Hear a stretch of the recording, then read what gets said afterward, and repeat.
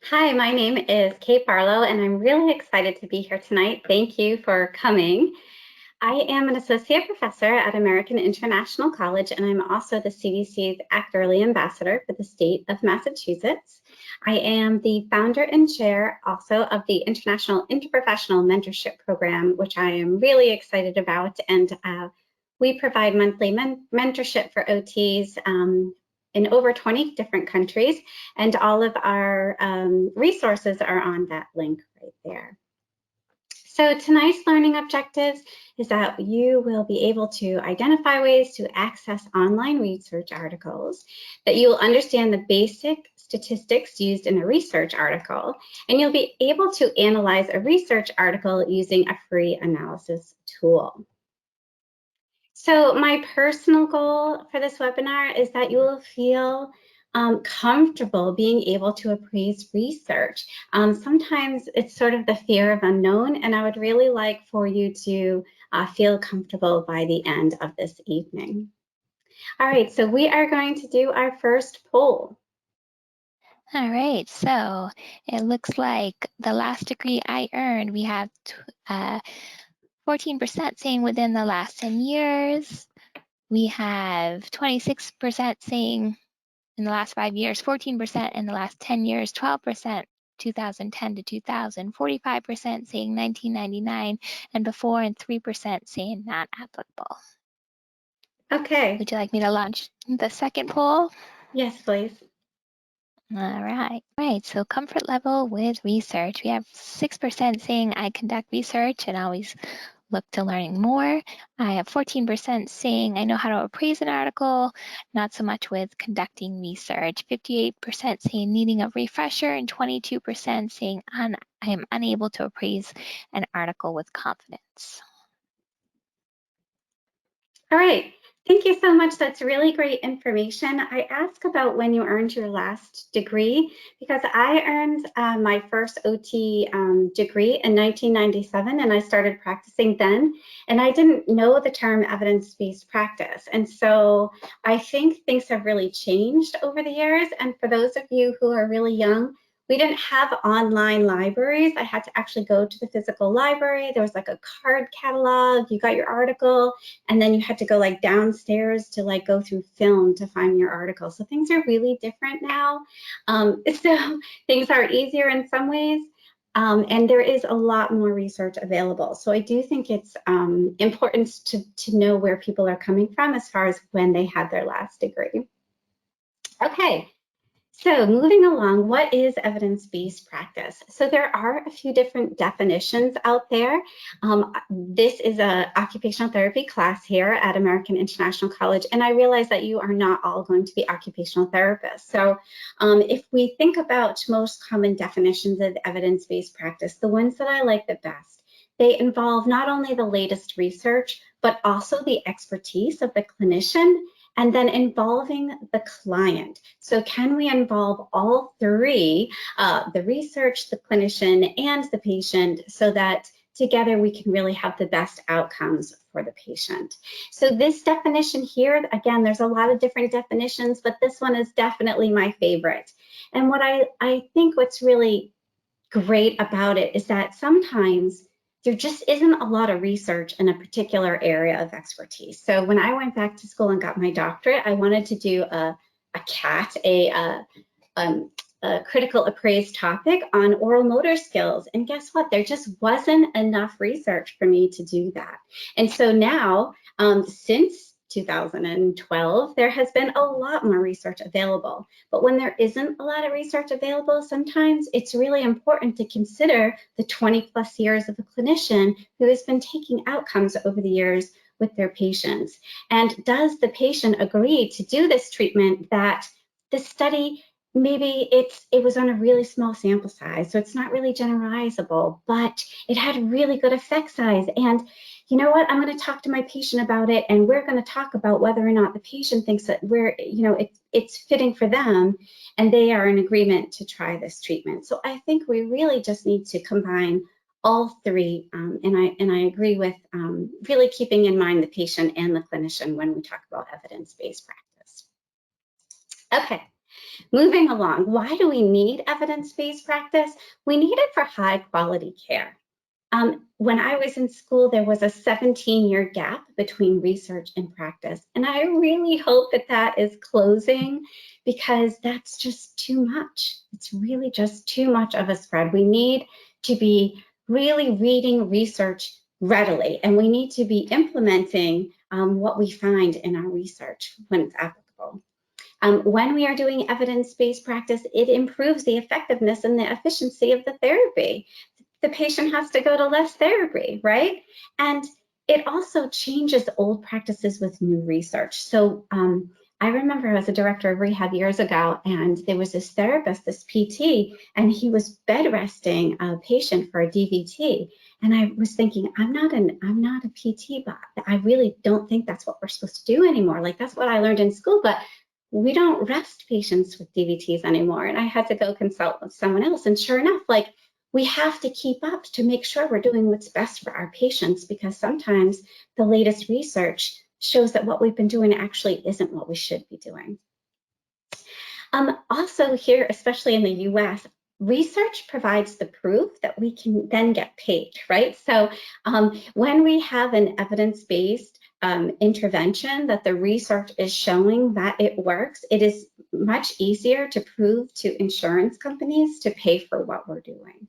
ABA is a great example of that. You know, insurance companies will pay for it because they have so much research showing that it is an effective tool. So the most important reason to implement evidence-based practice is that it improves the quality of the services that you provide. So this picture here is a picture of my son who received speech therapy services, and he started receiving therapy services at 18 months and was discharged at age 2. He received them as early as possible, and that's really, we need to identify children as early as possible. So this is all part of that research. Can we implement the latest research to provide the best outcomes for our kids, our patients? All right, so research is a lot. Like, where do we even start, right? There's qualitative research, there's quantitative research, there's all this vocabulary. So tonight I decided to start with quantitative research. Within quantitative research, there are levels of evidence, and these levels of evidence vary slightly depending on your discipline. So this is occupational therapy levels of evidence, but I promise you they're not too different for different disciplines. Sometimes within the disciplines, you might have a level 1 and then like an A and a B, but pretty much it is the same format. So the highest level of evidence, okay, we'll break it down per level. The highest level of evidence is what we refer to as a randomly controlled trial, okay? So it's a high quality randomly controlled trial. There are over 100 patients, or in therapy, over 40 patients, you know. And pharmaceutical companies use our randomly controlled trials a lot with like placebo drugs, right? And a systematic review is you're gathering a whole bunch of different randomly controlled trials and you're synthesizing that data. So instead of a paper just being on one study, a systematic review of randomly controlled trials is really analyzing a bunch of different randomly controlled trials or studies on the same topic area, which is really nice. Cochrane is a database that only publishes systematic reviews and meta-analysis. So if you're not familiar with the Cochrane database, that is an excellent way to really start there. You know, if you're looking for a specific intervention, start at Cochrane. I think that's a great place to start. A meta-analysis is like the best. It is as good as it can get, okay? It's super time consuming.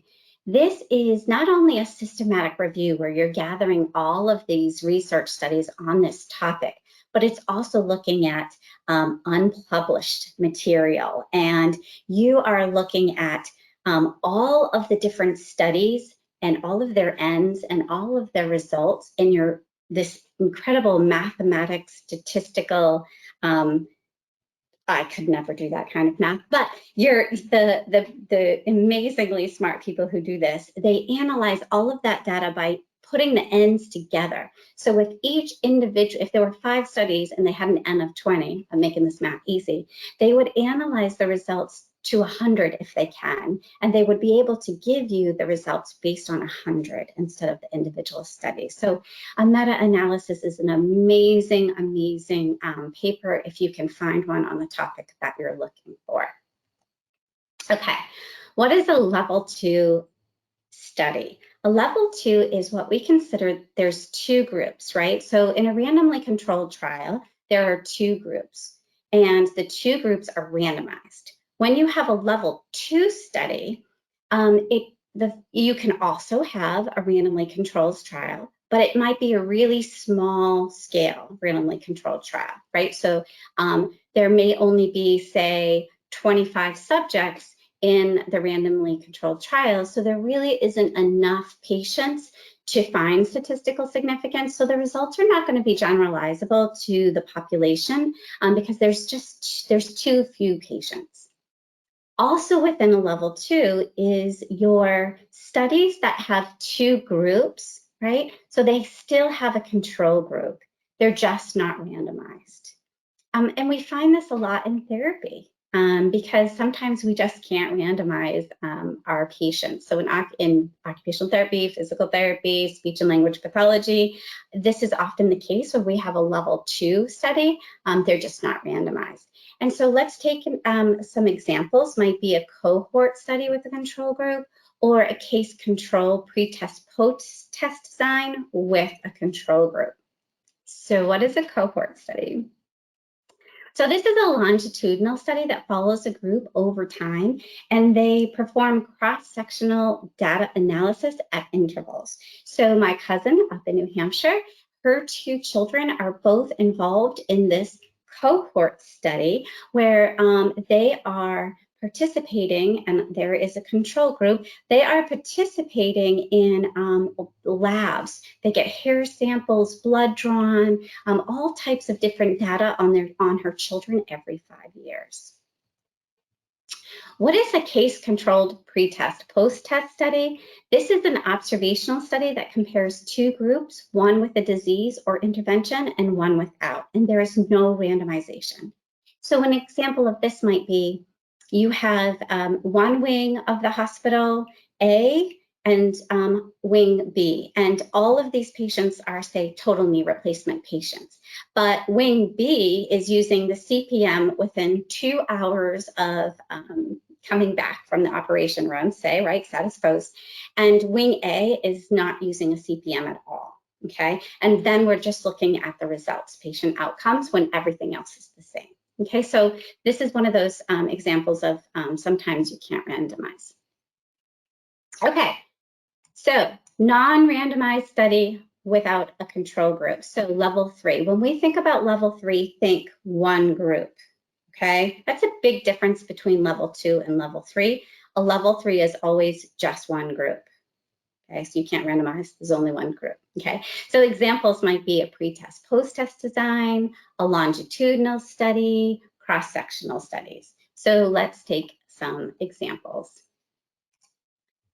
So what is a time series study? A time series is a type of longitudinal study that captures data at specific time intervals. So the best example of this is like the tides. This is a good example of when you might use a time series study.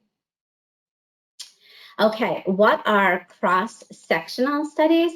This is a study that collects on a group or population at one specific point in time.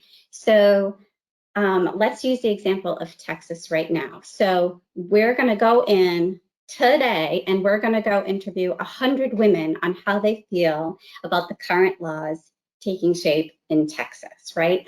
Or let's say 9/11 just happened. So let's say over the weekend, we went and we interviewed survivors, right? So it's one specific point in time to a specific population. All right, level 4, the most popular a level 4 study is a survey study. And unfortunately, due to COVID, so many researchers just didn't have access to patients. I know one of my studies was canceled. So a level 4 study, it could also be a correlational study, a case study, normative studies, a single subject design, but most often what we see for level 4 is the survey study. Okay, and lastly is your level 5 evidence. And this is your literature review, your expert opinion. Sometimes in the, you'll have an editorial, right? Or the first article in a journal might be an expert opinion. These are considered your level 5. All right, how are we all doing? I hope you are staying with me. I appreciate you being here on a weeknight, late at night, so hang tight. Hopefully things will be moving along for you. All right, now we're going to move on to some vocabulary for how we read a research paper, because we need to understand the vocabulary to be able to analyze the research that we're reading. So statistical significance, I guess I would say, would be really the most important thing to understand when we're reading a quantitative paper. So in the social sciences, we say that we need to have a confidence level of 95%. And what that means is we want to be 95% sure that the results are due to the intervention and not to chance.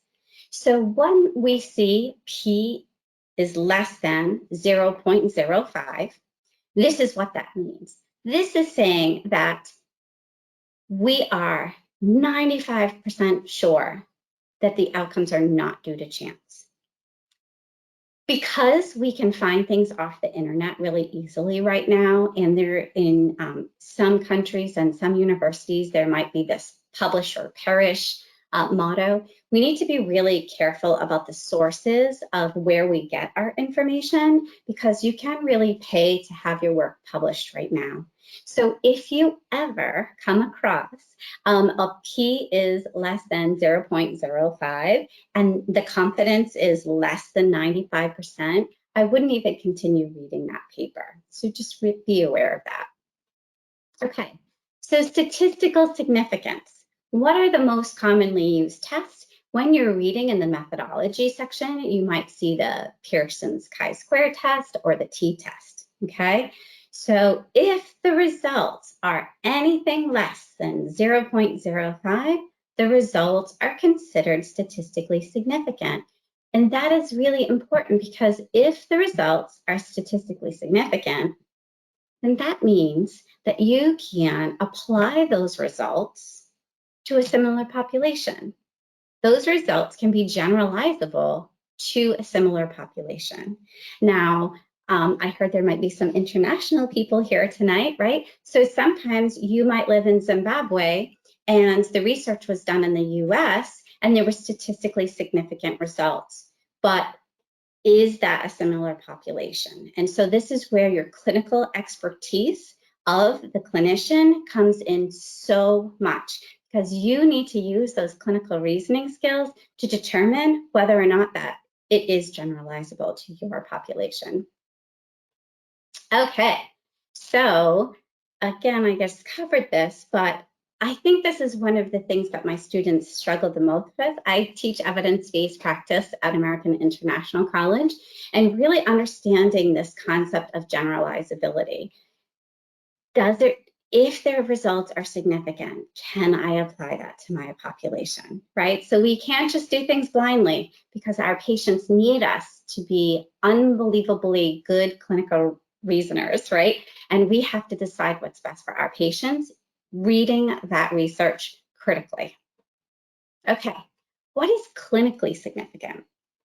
So a lot of times in therapy papers, research papers, there isn't enough subjects for the results to be statistically significant. And if you think about it, let's say, my area of expertise is in feeding and swallowing, and let's say I have, I'm trying to do an oral motor study. So I need, 60, because of attrition, let's say 60 patients who are 3 to 4 years of age, who all have a similar diagnosis, let's say I'm trying to look for children with Down syndrome, and they're all going to be geographically located close to me, and then they're all going to agree to participate in this study, and they're all coming in 2 to 3 times per week for intervention. It's just really hard to do this in a therapeutic setting. And so that's why it's really important to pay attention to studies that may have clinical significance. So the study had good outcomes, they're just not statistically significant. So sometimes you might have a medium or large effect size on a study, and you can consider that clinically significant because it did show that it works, it's just not generalizable. So again, you have to use your clinical reasoning skills, discuss this with your patients, and see if this is something that you're willing to try with your patient. The results were clinically significant, but they're not statistical. So we need to use good clinical reasoning skills to determine if we should use that intervention. Okay, so a little bit about effect size.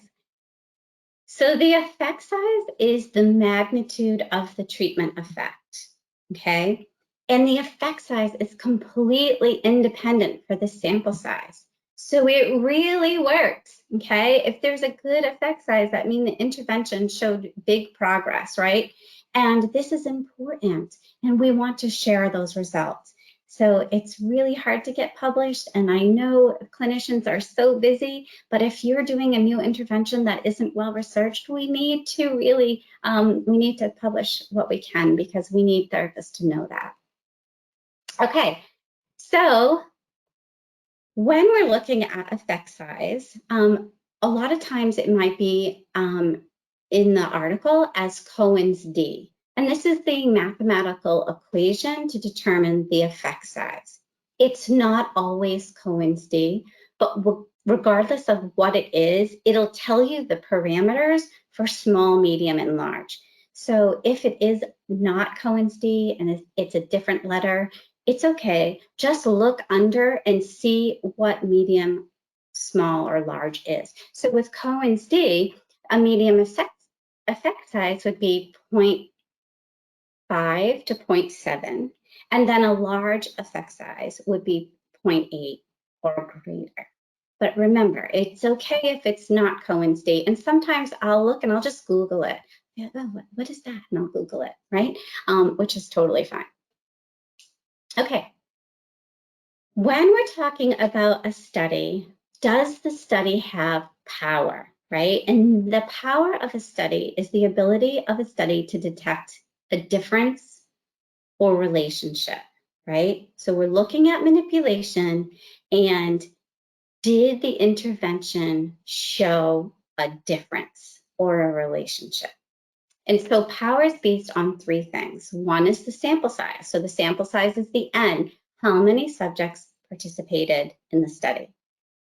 Secondly is effect size. So if you have a medium or large effect size, your paper can be considered to have power, which is why we can say it's clinically significant. And lastly, power can be impacted by the confidence level. So if you were to drop your confidence level from 95%, so I'm 95% sure that the results were due to the intervention and not to chance. And let's say I really want to get published and I don't have statistical significance. Who really knows what all these alphabet soup letters are? Anyways, I'm just going to drop my confidence level to 90%, and now my results are going to show statistical significance. So power can be manipulated that way. But remember, if you ever read a study and the confidence level is less than 95%, you really just want to stop reading and just toss that research because that's not well done research. Okay. So power, the larger the study, the more powerful it is.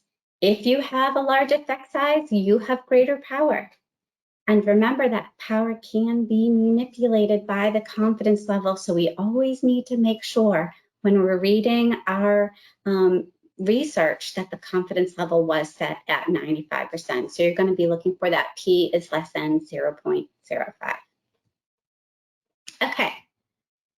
Hypothesis testing, sometimes when you're reading, you might hear type 1 or type 2 errors. So I'm just going to cover this briefly, but a type 1 error is when the hypothesis is accepted, yet it is actually false. So if you drop your confidence level, then you might get a type 1 error.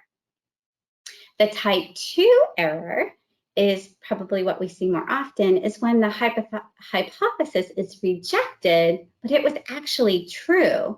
And this happens when the sample size is just too small. So you weren't able to show results because you just didn't have enough people. So sometimes when something works, but it just works, the impact or the effect size is small, you don't have power in the study, so you might think it's not worked. But if you did it with 100 people, you might be able to show that statistical significance. So those are your type 1 and type 2 errors. All right, I hope you are all staying with me. Thank you, and let's keep moving. So what is the difference between qualitative and quantitative research? So we're going to start talking a little bit about the qualitative research now. So quantitative is I have a hypothesis and I'm testing that theory. I am trying to look for what is the best intervention. So I'm looking at efficacy studies. I'm looking for prediction outcomes. I'm trying to do correlational studies. I'm trying to predict outcomes. I'm trying to show relationships, okay? These are all your quantitative studies. Your qualitative studies is you're trying to understand a people or a culture. You're trying to describe the beliefs or the views or the experiences of those people. You are not testing any hypotheses. You don't have a hypothesis. You're going to explore, to understand, and report the views of someone else. Okay. What is the difference in subjects between qualitative and quantitative research?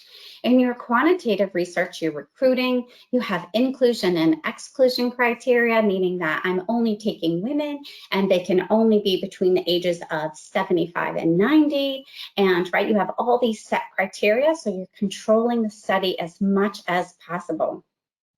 You want to try to randomize your subjects into whether or not they're getting the control or the intervention so that the study is as controlled as possible. You want to try to have as many subjects as possible, right? We're trying to improve the power.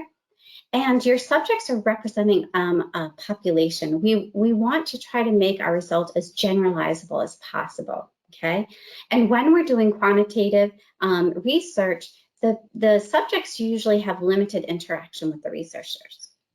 Now, on the other hand, we have qualitative research, and this is usually a much smaller subject group. The subjects may not represent the population as a whole, and in fact, most of the time, they're very specific. I'm interviewing 9/11 firefighter survivors from the New York district blank. I'm interviewing pregnant women who have a diagnosis of MS. I'm interviewing mothers of children who were born with a diagnosis of autism, okay? So the population that you're interviewing for qualitative is very specific. And you're choosing them because of their role or their culture or their environment. The subjects that you are interviewing, the researchers and the subjects, they have a pretty intense interaction. It can be very personal. And for the qualitative studies have more, what's that word? They have the more validity when the researchers have an contact with the subjects for an extended period of time. Okay, rigor, that's the word I was looking for. So your qualitative results have better rigor, right? They're higher quality when there's an interaction with the researchers and the subjects for a longer period of time. I did my doctoral research in Ghana, and I was only there for 2 weeks. I interviewed 28 families.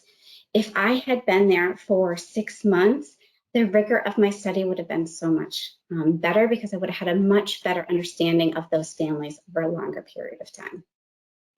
Okay, Tomlin and Borghetto did this amazing paper back in 2007, and it talked about the levels of qualitative research. And I show this to you because there is a difference in your qualitative research. They're not all the same, right? So in our quantitative research, we had our level 1, 2, 3, 4, 5, right?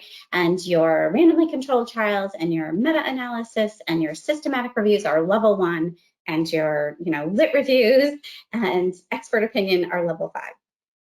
With qualitative research, I love this article because it shows you what really to look for to have a well-done qualitative study, right? And so if you look at these levels that they're proposing, the qualitative research, a meta-synthesis of related qualitative studies would be the highest level.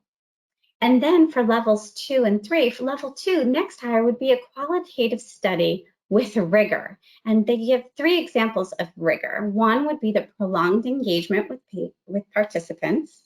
The second would be triangulation of data, so multiple sources, right? Maybe you did 2 different interviewers, or maybe you did an interview and you backed it up with a survey, right? Or another type of rigor is confirmation of data analysis by doing member checking. So I completed the study and then I go back and I give the results to the people that I interviewed and I make sure that it resonates with them.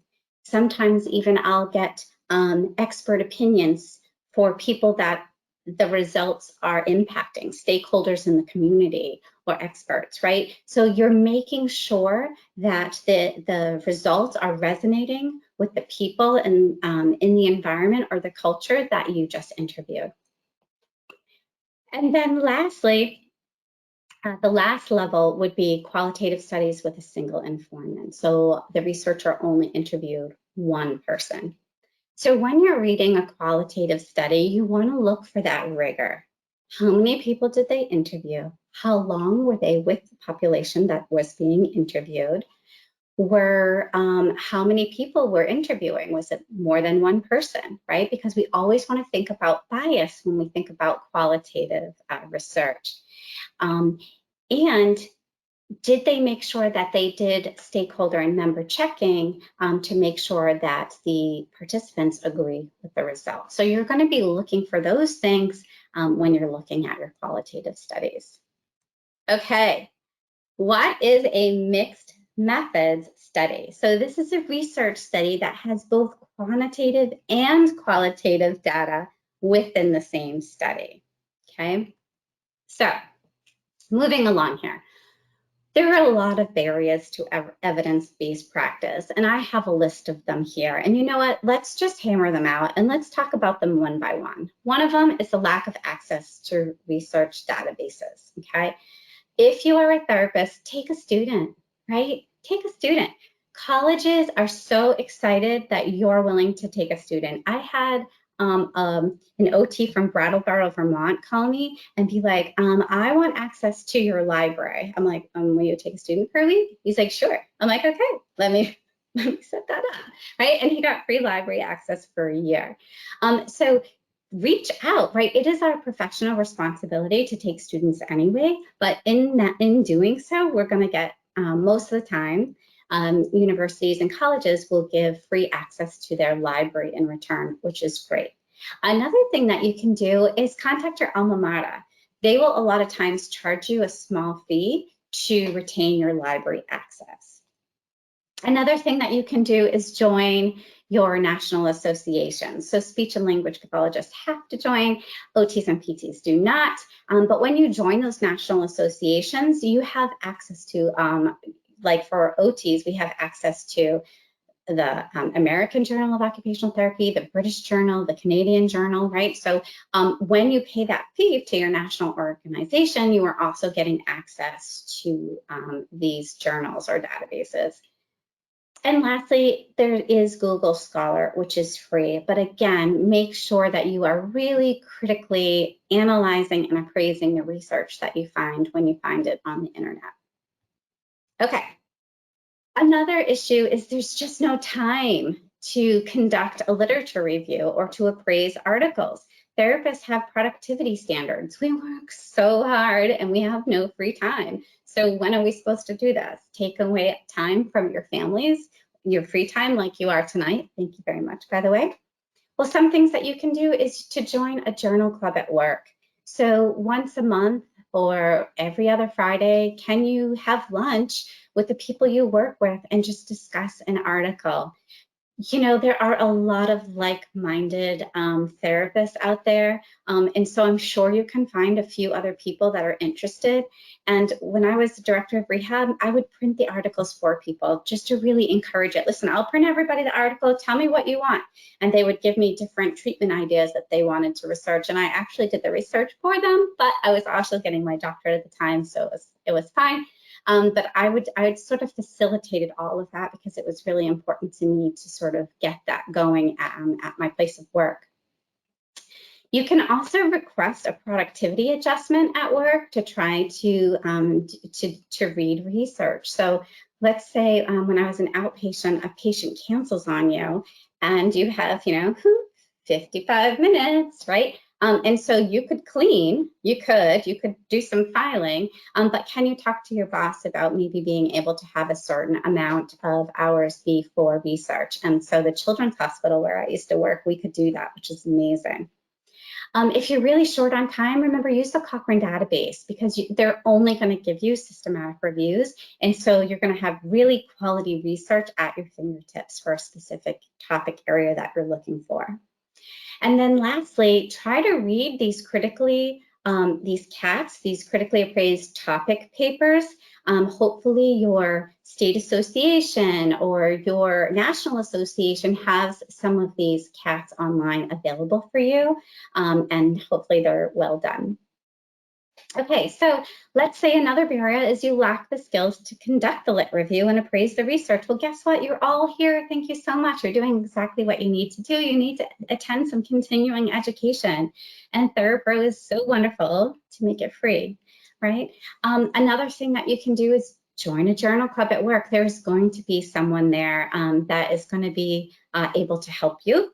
And if there isn't, then request one of the local professors to come to your work and provide a presentation on how to appraise. I promise you that whatever schools that you have agreements with, they want you to take students so badly. I know I've done presentations for EI, like they come to sensory. Yep, sure. Yep, I did a 90-minute sensory presentation because that's what they wanted and they were taking my students. No problem. Thank you so much for taking my students. So when you're taking students from colleges and universities, tap into them, right?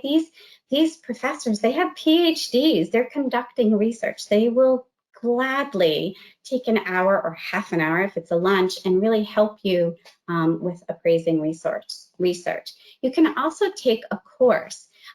You have to really navigate online to find them, but if you just want to learn about SPSS, let's say, you can just take a course on that. If you just wanted to learn about like qualitative analysis, you can just take a course on that. And the same with appraising. So there's lots that you can do to sort of help yourself refine these skills. Okay. This is my Kate Barlow version of a data search collection log. This is the one that I use myself. This is the one that I give to my students as a template. And why this is important is because you don't want to repeat your efforts if you can't get it all done in one sitting, which who can? Nobody can.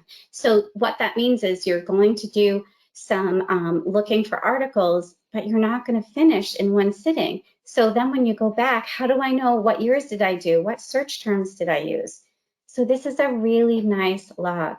So I'll just explain this quickly. I put in my database. So I do CINAHL Complete usually first, but let's say you did PubMed and your search dates. A lot of times we start with the last 5 years, depending on what you're looking for, right? But typically last 5 years. What were your search terms? Because depending on your database, search terms could be the key for why you're not finding what you're looking for. And let's say I put in those search terms and I had 5,000 hits. Okay, so that's what that yield 5,000 is. So I'm just going to drop down and I'm going to alter my search terms so I have a more manageable amount of articles to go through. I try to get my search down to like 30 to 40 articles. So I'll just keep narrowing until I can actually go through what they're yielding, because you're not going to get through 1,000 articles, okay? And let's say I find an article that I like. I want to get that web address, right? I want to get as much of the citation as I can. I want this is what I have my students put in: their first author, the year, the title, and the web address, so that they can go back to it. They don't have to give me the whole APA citation, but they have that so you can go back to it. The web address and the year is definitely valuable. And then what is the level of evidence? Because, you know, of course we want level 1 and level 2, but let's say you're looking and you have no qualitative. Like whenever I'm doing a literature review, I always want to make sure I have at least some 1 and 2 and at least 1 qualitative. I don't want all quantitative, right? Because sometimes we really need to make sure we're looking at the patient point of view when we're looking at that treatment intervention that we're giving, okay? So make sure I put that level of evidence there, so when you're doing it, you're making sure that you have a variety. Obviously, the higher is better, 1, 2, 3. You can have a couple survey studies in there, but really make sure that you have that qualitative study. Okay, lack of skills to apply research. Find a mentor, right? Easier said than done, but try to find an experienced person or someone who's going back to school and getting their PhD and they're really excited about it, so they have these new skills, or maybe they're learning too. But find, you know, that would be like a peer mentor, but find someone who you can talk to about this. Join a journal club. Can you join a community of practice? So occupational therapists have, there's so many different communities of practice through AOTA. There's also different state associations or SIG, special interest groups between your state associations. So between your state and your national, can you find a community of practice that you can really work on these skills? And then attend conferences within your area of expertise, right? If you lack skills to apply that research, make sure that you're going and seeking help from those experts. I will say that if you're reading a research article and you're really not sure how to apply it, or let's say you have a question about the appraisal, the article is going to have the corresponding author information. Email them. Just email them. I do it all the time. And I would say I do it a lot more now in the last couple of years than I did before, but I don't think anyone's ever not gotten back to me. I'm trying to think of a time. Like, authors are excited that you're asking them about their research. Think about it. When you published a study and you're the corresponding author, you put so much work into that paper. That's your area of expertise. You're excited that someone else is interested in that. This past summer, I actually asked to meet with 2 of the people that did a study that I'm interested in sort of not repeating, but doing something similar. And they were both like, great, yes, I'll meet with you. So reach out to the people that write the studies if you want and ask them about it. Ask their opinion. You know, they provide that information for a reason. So if you're really lacking the skills to apply that research, reach out, find a mentor, contact the authors, join a community of practice, do what you can. Okay, now I am going to show you some free analyzing tools. Okay, so there's different analyzing tools available. Or maybe for those of you who are pretty recent, Pedro is a big one for PTs. I did in Alberta. I have my students do a CASP. But basically, this is an analyzing tool to help you appraise the research. Okay, so let's take a look. Oh, before we do that, we have some basic vocabulary that we have to cover. Sorry. Baseline equality. So when you're doing the appraisal tool, there's going to be some vocabulary in there that you have to understand in order to complete the appraisal tool.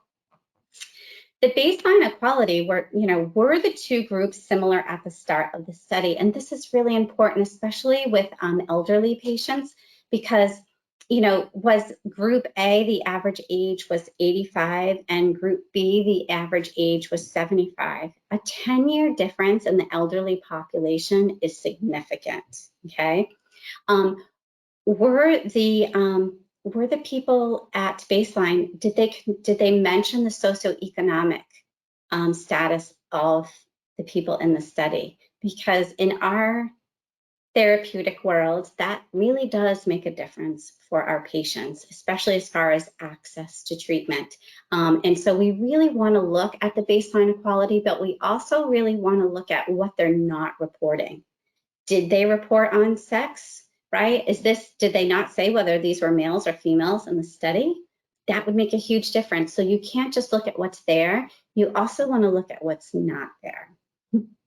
Okay, you also have this inclusion and exclusion criteria on a study. And this will tell you, sometimes when I'm looking for feeding, I'll say all children that have, a good one for picky eating, all children between the ages of 6 months and 5 years of age, and but the exclusion criteria may be like a diagnosis of autism, okay? What I'm looking for is picky eating, children with picky eating, but I want to exclude children who have a diagnosis of autism. So you can use the exclusion criteria to sort of help you narrow in and really control. Sometimes with comorbidities, you might use comorbidities as an exclusion criteria so that maybe shortness of breath or insomnia or something else might be impacting the intervention, and you really want to control for that. So that's why you have that inclusion and exclusion criteria. Maturation, this is really important in pediatrics, right? So when I talk to my students, I'm like, therapists need to stop picking up kids once a week for 10 years, right? Because kids with maturation, how do you know that your therapy is working versus them just growing up and maturing, right? So think about episodes of care. Think about in pediatrics doing 2-3 times a week, do intensive short bursts of therapy, right? Really show that it works. And as parents get burnt out, right? Let's go for therapy for 2 months and then we're taking a break, okay?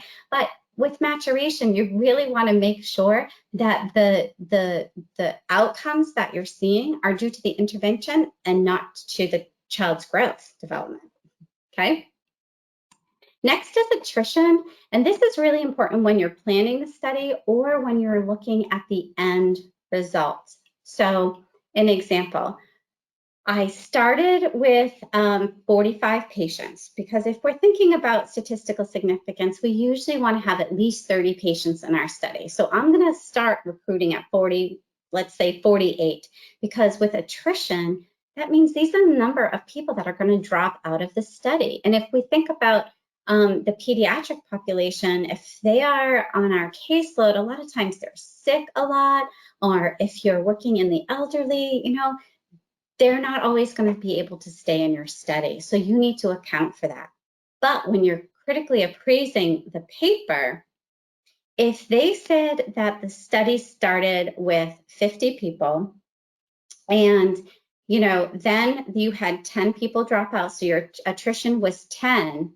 So now that there was 40 patients that finished the study, what was the results run on? So was the data analyzed on 40? Because I found a couple of times that the analysis was run on 50, even though 10 people dropped out. So you really have to look for that, right? Researchers are human, they make mistakes. So we really just need to look at things and make sure that things are done well. Response rate, when we're doing a survey study, we typically will look for a 30% response rate, which is really low. So I actually one time did a study and I sent it out to students, a PT friend of mine and I did it together, and we did OT and PT students and OT and PT fieldwork educators. They're called clinical supervisors for PT, and not one supervisor sent them back. So we only had the students, right? So you kind of almost hope for a 30% response rate, but sometimes it can be less than that. So you need to plan accordingly. All right, we're talking about blinding now, and this is really important when we're talking about was the evaluator blinded, because there's going to be huge bias. All right, let's say I developed an intervention and I have a control group and I have my intervention group, and I developed this intervention. And so I'm going to give everybody, let's say, the BOT. It's a motor proficiency test, right? It's a Brunix. So I'm going to give it at baseline. I'm going to do my awesome intervention for my group, and then the control group's going to get usual care. And then I'm the one who evaluates at the end. Can you see how that would be a lot of definite biased? Okay, so when you're looking for blinding, you really want to make sure that the outcome evaluator was blinded. The subjects could also be blinded, but that's really hard for therapists because they usually know what intervention that they're getting. But patients could be blinded, like if they were taking a pharmaceutical pill and they didn't know if they were getting a sugar placebo or if they were actually getting the medicine. A Likert scale, you know what this is. It's when you take a survey and it's like rate your 1 to 5. I loved it, I liked a little bit, right? Or I hated it. When you have that sort of rating, a 1 to 5, 1 to 4, that's what we refer to as a Likert scale. And then the generalizability, remember, very important, is did the study have statistically significant results, and can we generalize that to a similar population?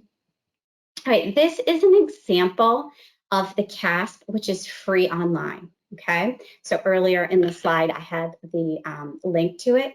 They also have, this is a CASP for a quantitative study, but they also last year released a appraisal tool for a qualitative study.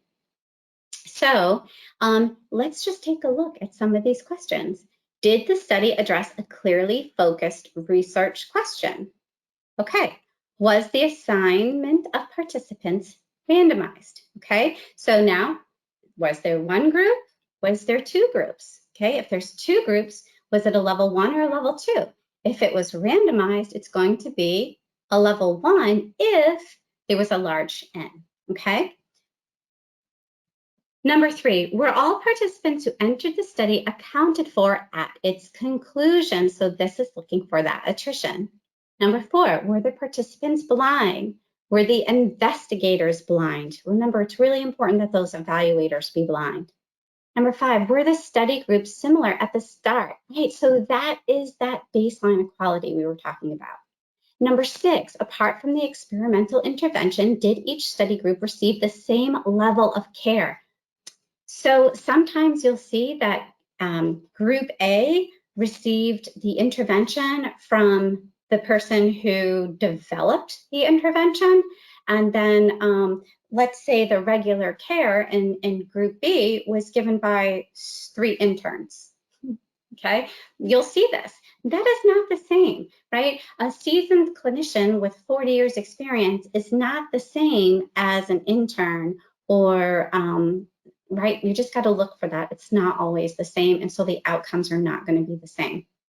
All right, number 7, were the effects of intervention reported comprehensively? So this is when you really got to look at those statistics, okay? Was there power? Was the effect size? Did they mention effect size? What was the confidence level? Was it 95%? Okay, we need to look at all of the results and the statistics reported. All right, number 8, was the precision of the estimate of the intervention or treatment effect reported? Sorry, just mentioned that.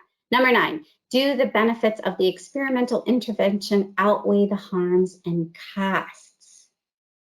Okay, so this is one of those things that you really need to use your clinical reasoning for. And lastly, can the results be applied to your population? All right, so I hope you're all hanging in there with me. And now we are going to do a little bit of practicing what we just learned, so hopefully you can apply it. So I'm going to show you some study abstracts, and I'm hoping that you'll just be able to tell me, think about while you're reading it, is this a level 1, a level 2, a level 3, level 4, level 5, or a qualitative study? Okay, so here we go. National Survey of Occupational Therapy Practitioners' Involvement in Response to Intervention. Let's read the method. We mailed a survey to a random sample of 1,000 practitioners from the American Occupational Therapy Association's Early Intervention and School Systems Special Interest section. So we already have enough information there to know what level it would be. We don't even need to read the results. So a survey study is a level 4 study. Okay, the next one. A mixed methods study examining developmental milestones and parental experiences in Ghana. Methods. 28 Ghanaian parents were interviewed and asked to participate in a developmental milestone picture identification task. Quantitative and qualitative data analyses were performed. So it was right in the title. This is a mixed method study, right? So it has both qualitative and quantitative results. Functional capacity and self-esteem with people with cerebral palsy. We conducted a cross-sectional, I have something in the way there, a cross-sectional observational study of 108 people. We really don't have to go any further because it just said a cross-sectional observational study. So cross-sectional, if you can remember back, is one group. And if there's only one group, then it would be a level 3. Okay? If we look down here, scores increased significantly. Okay? So this number right here, 0.047, is less than 0.05. So this has statistically significant results. Okay, so you can be breezing through these abstracts and you're just looking really quickly, were the results good? What kind of a study it is? I'm going to take this web address and I'm going to come back to it later. So you don't have to read an entire study and then find out you're not interested because it was crappy results, right? You can really just look at the abstract. Does this pertain to me? Do I want to read it? You can jot it down on that search log and you can come back to it later. All right, next one. The SITE program, a post-secondary program for individuals with intellectual disabilities. Exemplary transition services for students with intellectual disabilities aged 18 to 21 should be anchored in community-based rather than school-based settings. A growing number of community-based transition programs are now located on college and university campuses throughout the U.S. I'm not going to read this whole thing, but I'm skimming over and they're just talking and they're talking and they're talking. Okay, the article begins with a brief discussion. Okay, I'm just skimming through. The SITE program and how it was developed is then described. Finally, we discuss the development. Okay, this is an expert opinion. This is a level 5. Okay, so again, this one takes a little bit longer to sort of read through the abstract. You're like, is there any manipulation of data here? Is there any control groups? Where are the subjects, right? And so you're really looking and you're not, and then you're like, oh, okay. Expert opinion, level 5. Moving on. Sensory-based approaches in intervention for children with autism spectrum disorder. Influences on occupational therapists' recommendations and perceived benefits. I apologize for those of you who are not OTs because I'm just using all articles that I had handy. All right, let's look at the methods. OTs working with children with ASD, N equals 211. That's a pretty big N, okay? From 16 countries completed an online survey addressing their work experiences. Online survey. What level would that be? That would be a level 4. Okay. Effectiveness of a 10-week Tier 1 response to intervention program in improving fine motor and visual motor skills in general education kindergarten students. Method. We recruited 113 students in 6 elementary schools. That's a good N. 2 general education kindergarten classrooms at each school participated in the study. Classrooms were randomly assigned to the intervention and the control group. So we have 2 groups. They're randomly assigned. So that means it's either a level 1 or a level 2. Now, depending on the N, it's either going to be a 1 or a 2. So if they had 113 students, that's a big N. So this is going to be a level 1 study. Let's read the results. The intervention group demonstrated a statistically significant increase. Now, they can't say that if it wasn't, okay? So I'm going to save this study and I'm going to come back to it later. I have to actually go into the results section to look at the actual p-value, but they wouldn't write here that it was statistically significant if it wasn't. All right, moving right along. The promotion of positive mental health for new mothers during COVID-19. The COVID-19 pandemic has caused increased hardship for new mothers and their young children, increased isolation, lack of in-person doctor visits, and decreased interaction within the community has pregnant and postpartum women in need of additional support. Okay, we need to start scanning here. Oh, okay, this case study tells you right here, this case study describes. A case study is a level 4. Okay, so this is a level 4 study. Next, implementing the same site model in occupational therapy fieldwork, student and fieldwork educator perspectives. This was a different study than the one I was talking about with the OTs and the PTs. All right, let's go ahead and read. The same site model of fieldwork service delivery provides the opportunity for OT students to complete their level 1 and level 2 fieldwork at the same site. Due to limited research on same site model, a survey study was conducted to explore fieldwork educator and student perceptions. Okay, a survey study is a level 4 study. Okay, wonderful. I hope you're all following along and doing well with me. We only have 5 more minutes before questions, so I hope everyone is hanging in there. Okay. Post-secondary transition services and the role of the occupational therapist. Abstract.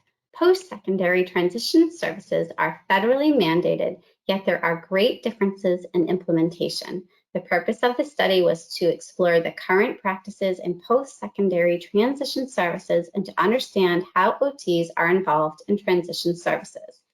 Public school administrators from 11 school districts were interviewed, all of whom work in transition services. Triangulation of data, member and stakeholder checks were all completed for validation and to ensure trustworthiness.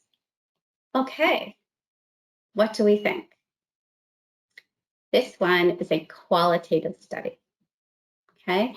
And if we're looking, remember, for that rigor, it says that they were interviewed, so it was not a prolonged interaction, but we do have the rigor of the triangulation of data, and we have the member and stakeholder checks, okay? So if we remember back, we had level 1, was like a meta-analysis. We had level 2, which was, I had all 3 points of vigor, and then the level 3 was, it had 2 of the 3 vigor. So this would really be like a level 3 qualitative study. Okay, so we are going to now take questions, and I hope you are all staying there with me, and fire away. All right, so everybody, the questions are open. You can type your questions right in that questions pane. So far, we have some comments coming through, Kate. One of them says, thank you so much. This is so nice. And I'll leave this box open just for a few more minutes, see if we don't get any questions coming through here.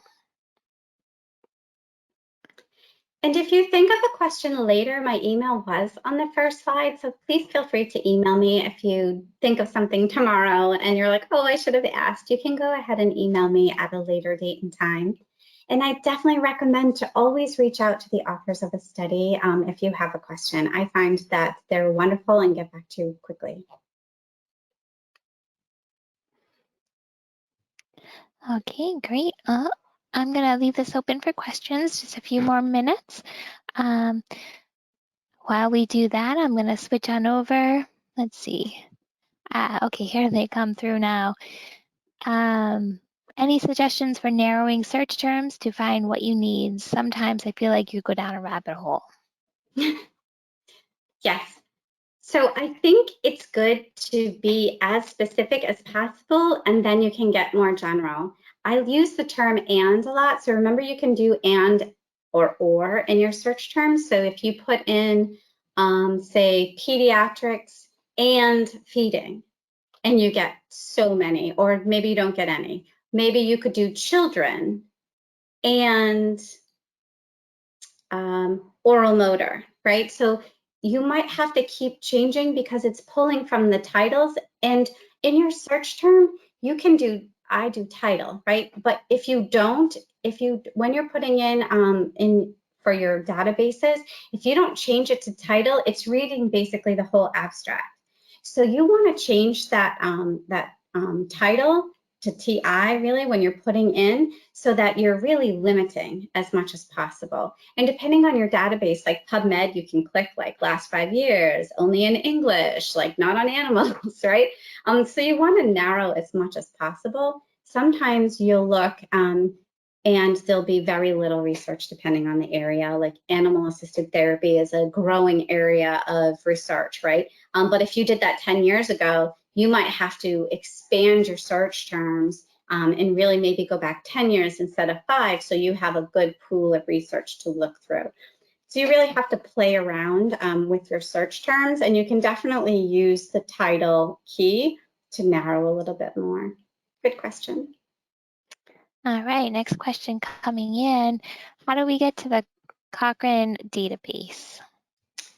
So this requires a membership, or you need to your school would have to pay for the Cochrane. So I work at American International College. I was a student at VCU, and BU, we had Cochrane. So if you just would like to have that, you could get a membership to it, but it is a journal base that is not free. You have to pay for it. All right, another comment. I love the data collection log. Great idea, thank you. Should we also look into the actual provider promoting funding for the study to look for any bias? Yeah, absolutely. I think that's really important that you look.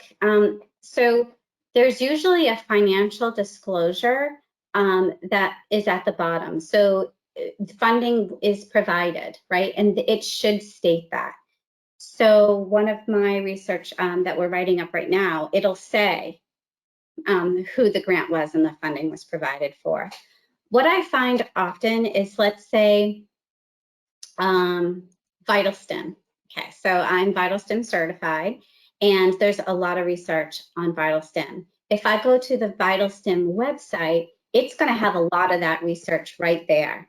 Okay, so you would want to look and see, was that research that I'm looking for funded by VitalStim or not, right? So if you're going onto the website of the intervention that you're looking for, you're more apt to find that it was funded, but it might not, right? And so yesterday in class, we were talking about Beckman oral motor, right? And there is great research to show that Beckman oral motor intervention really works with infants.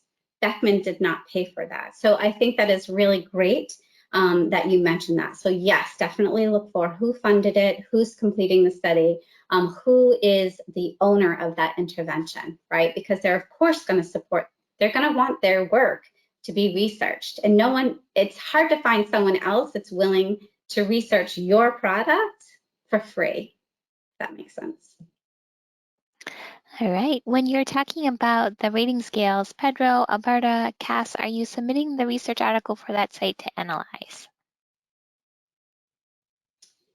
Okay, no, those are tools that you use to analyze an article. So I find a research article and I use a specific tool to help me analyze it. So the one that I showed you online was the CASP, where I would go to the CASP and I would download the tool. It's like a blank tool, and I would fill in the tool. I hope that makes sense. Okay.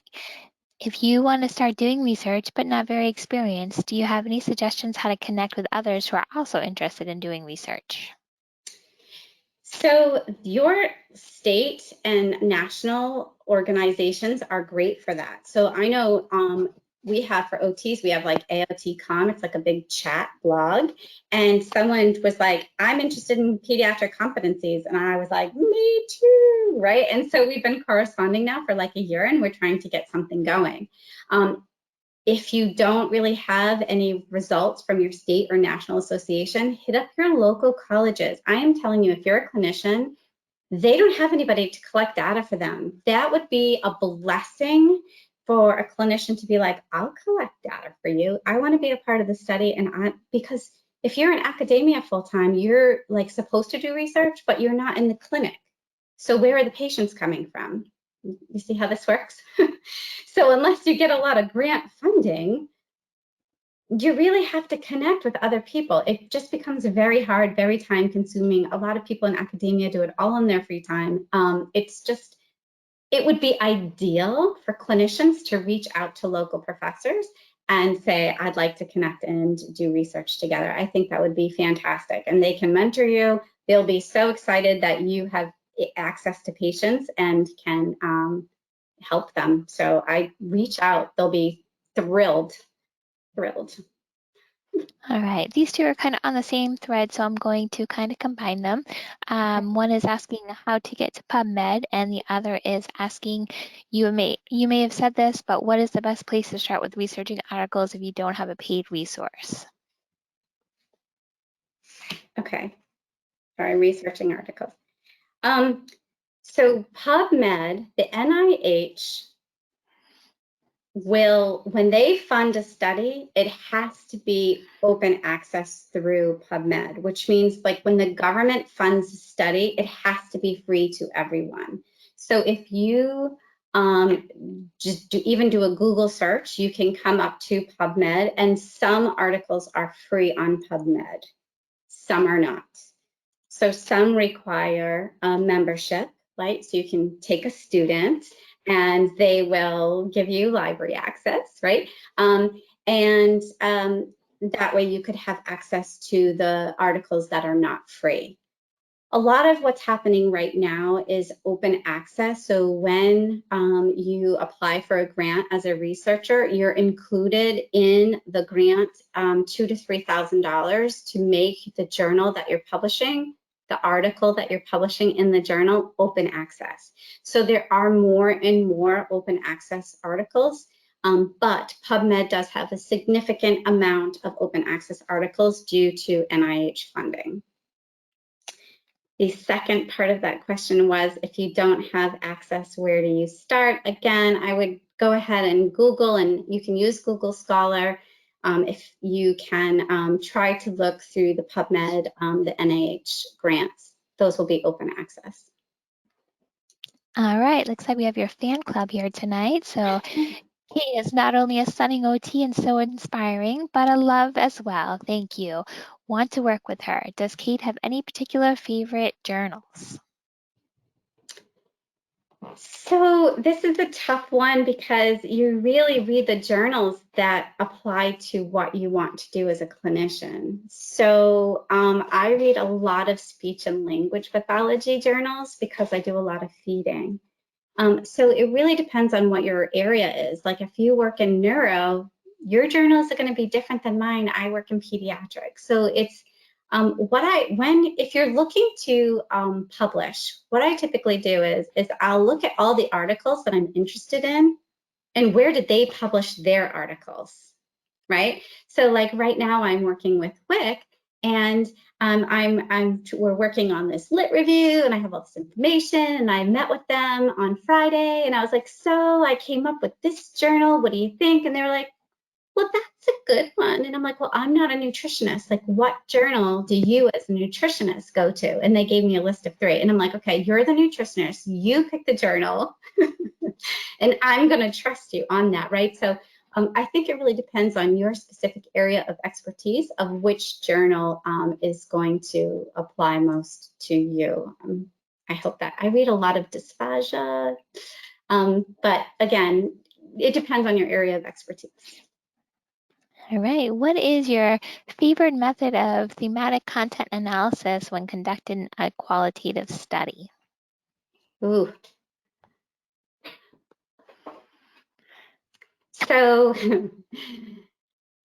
I've used in vivo software. I'm not sure if this person wants to type in if they've used in vivo software, but when I've done my qualitative studies, I, read through a couple times before I start coding.